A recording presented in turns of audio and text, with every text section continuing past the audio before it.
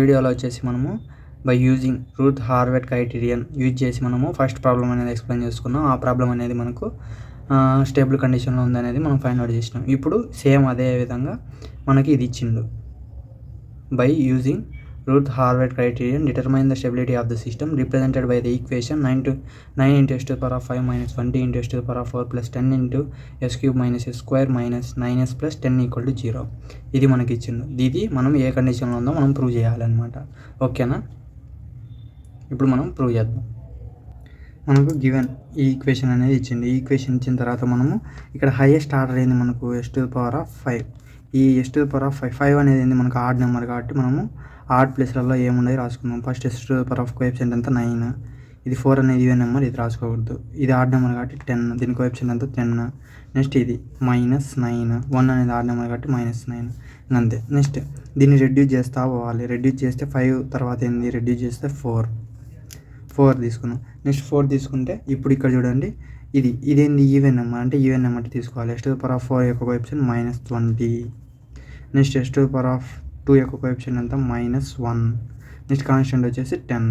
ఇది ఈవెన్ అనేది even places అనేవి మనం తీసుకున్న తర్వాత ఇప్పుడు నాకు మళ్ళీ దీన్ని reduce s to the power of 4ని రెడ్యూస్ చేస్తే s cube అవుతుంది. s cube కావాలంటే చూడండి, s cube కావాలంటే ఇప్పుడు ఏం చేయాలి అంటే ఫర్ s cube కావాలంటే మనం s to the power of 5 అనేది రాసుకోవాలి. 9, 10, -9.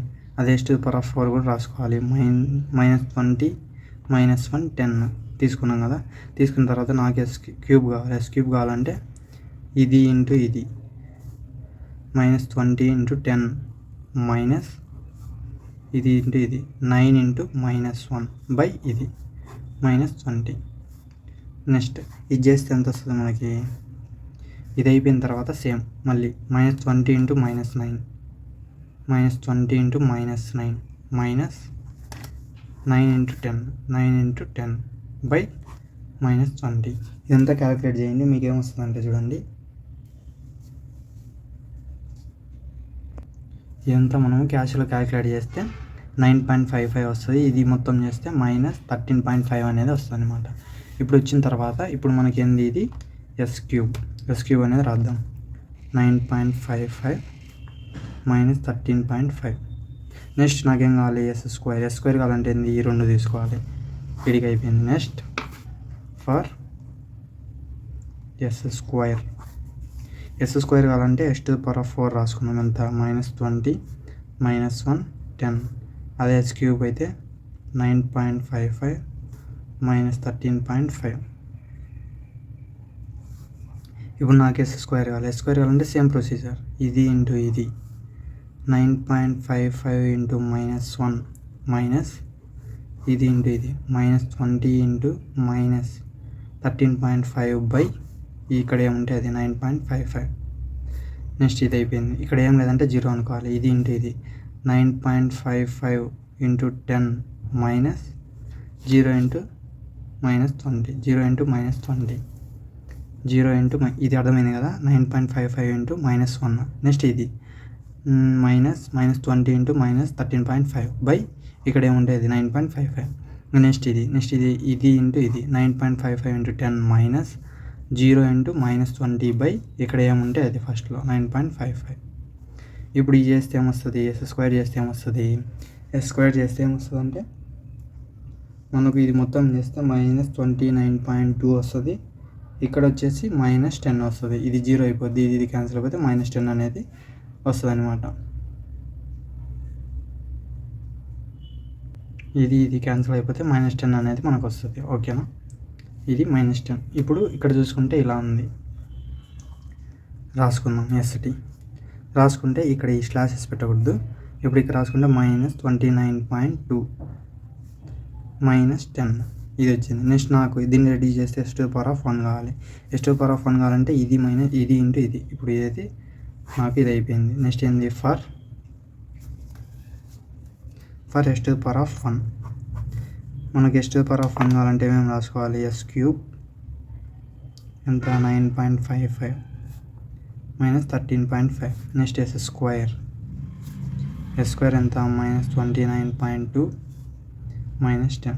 ఇప్పుడు నాకు s to the power of 1 కావాలంటే ఇది ఇంటూ ఇది మైనస్ ఇది ఇంటూ ఇది minus 29.2 into minus 13.5 minus 10 into 9.55 by minus 29.2 మనకి ఎంత వస్తుంది అంటే మైనస్ 16.7 వస్తుంది. ఇదంతా మీరు క్యాష్లోనే క్యాలిక్యులేట్ చేయొచ్చు అనమాట. ఎంత మైనస్ 16.7. నెక్స్ట్ నాకు ఇంకేం కావాలి, లాస్ట్లో S0 కావాలి. S0 కావాలంటే S2 S1 ఫర్ S0.